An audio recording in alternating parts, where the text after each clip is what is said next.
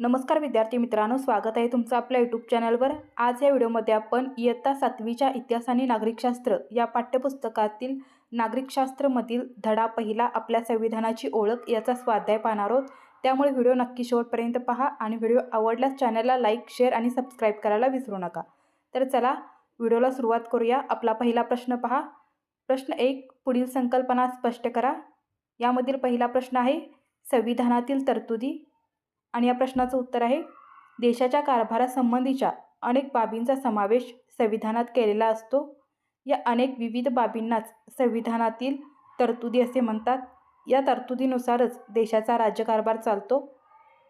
संविधानातील तरतुदी अनेक विविध बाबींविषयी असतात। उदाहरणार्थ नागरिकत्व, नागरिकांचे हक्क, नागरिक आणि शासन संस्था यांच्यामधील संबंध, शासनाने करायच्या कायद्यांचे विषय, निवडणूक, शासनावरील मर्यादा व राज्याचे अधिकार क्षेत्र इत्यादी संविधानातील तरतुदी असतात।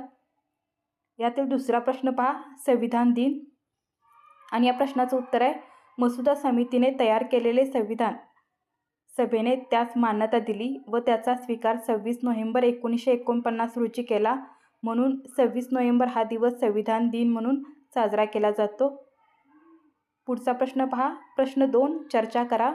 यामधील पहिला प्रश्न आहे संविधान समितीची स्थापना केली गेली। तर याचं उत्तर पहा। पॉईंट 1, इसवी सन 1946 पूर्वीपर्यंत भारताचा राज्यकारभार ब्रिटिशांनी तयार केलेल्या कायद्यानुसार चालत असे।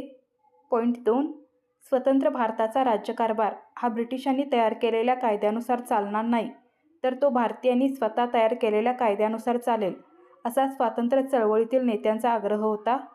पॉईंट 3, म्हणून भारताचे संविधान तयार करण्यासाठी संविधान समितीची स्थापना करण्यात आली। अशा प्रकारे या प्रश्नाचं उत्तर आहे। दुसरा प्रश्न पहा, डॉक्टर बाबासाहेब आंबेडकरांना भारतीय संविधानाचे शिल्पकार का म्हणतात ते सांगायचं आहे आणि उत्तर पहा। पॉईंट 1, डॉक्टर बाबासाहेब आंबेडकर हे मसुदा समितीचे अध्यक्ष होते। पॉईंट 2, त्यांनी विविध देशांच्या संविधानाचा अभ्यास व चिंतन करून संविधानाचा मसुदा तयार केला। पॉईंट 3, डॉक्टर बाबासाहेब आंबेडकरांनी तयार केलेल्या संविधानाचा मसुदा संविधान सभेपुढे मांडण्यात आला। संविधान सभेने विचारलेल्या प्रश्नांना उत्तर देण्याचे तसेच संविधान सभेच्या सूचनांनुसार मूळ कायद्यात फेरबदल करण्याचे प्रत्येक तरतूद निर्दोष काम करण्याचे डॉक्टर बाबासाहेब आंबेडकर यांनी केले। पॉईंट 4, भारताच्या संविधान निर्मितीतील या योगदानामुळे त्यांना भारतीय संविधानाचे शिल्पकार असे म्हणतात। अशा प्रकारे या प्रश्नाचं उत्तर आहे। तिसरा प्रश्न पहा, देशाच्या राज्यकारभारात समाविष्ट असणाऱ्या बाबी सांगायच्या आहेत आणि या प्रश्नाचं उत्तर आहे पॉईंट 1, देशाच्या सीमारेषांचे संरक्षण करणे, परकीय आक्रमणापासून जनतेचे संरक्षण करणे। 2, दारिद्र्य निर्मूलन, रोजगार निर्मिती करणे। 3, शिक्षण व आरोग्य सेवा, उद्योग व्यवसायांना प्रोत्साहन देणे या देशाच्या राज्यकारभारामध्ये समाविष्ट असणाऱ्या बाबी आहेत।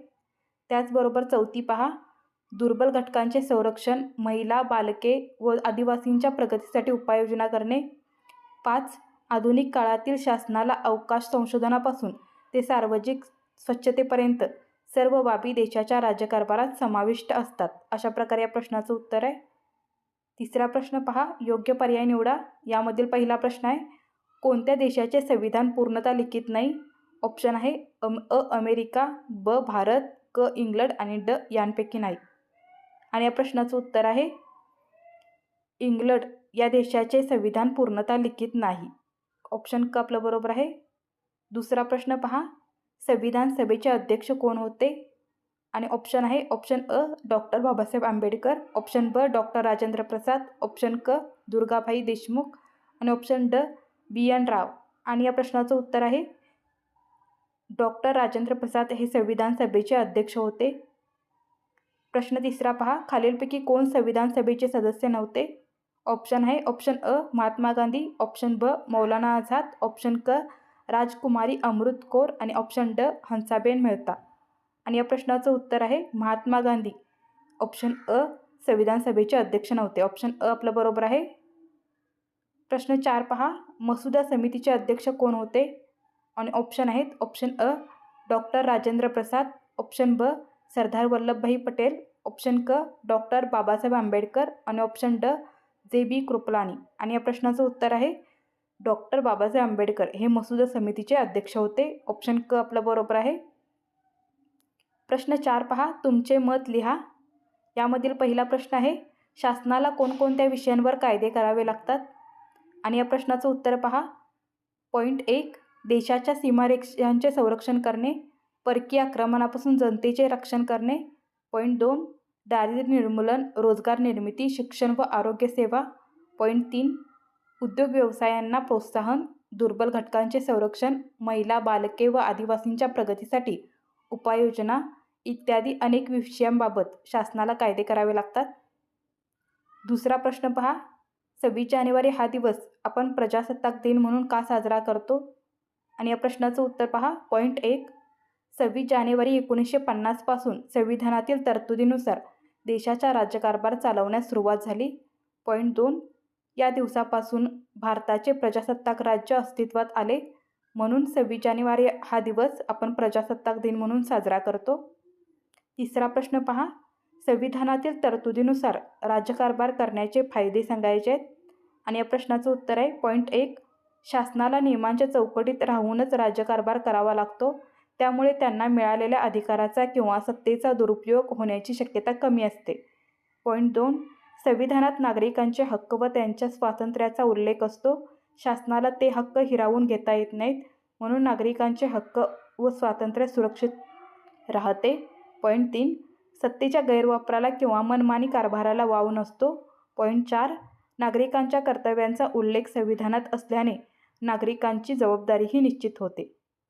तर धन्यवाद विद्यार्थी मित्रांनो. अशा प्रकारे आज आपण इयत्ता 7वीच्या पाठ्यपुस्तकातील इतिहास आणि नागरिकशास्त्रमधील नागरिकशास्त्र या विषयावर धडा 1 आपल्या संविधानाची ओळख याचा स्वाध्याय पाहिलेला आहे. जर तुम्हाला असेच स्वाध्याय पुढे पाहिजे असतील तर चॅनलला लाईक, शेअर आणि सबस्क्राईब करायला विसरू नका. धन्यवाद.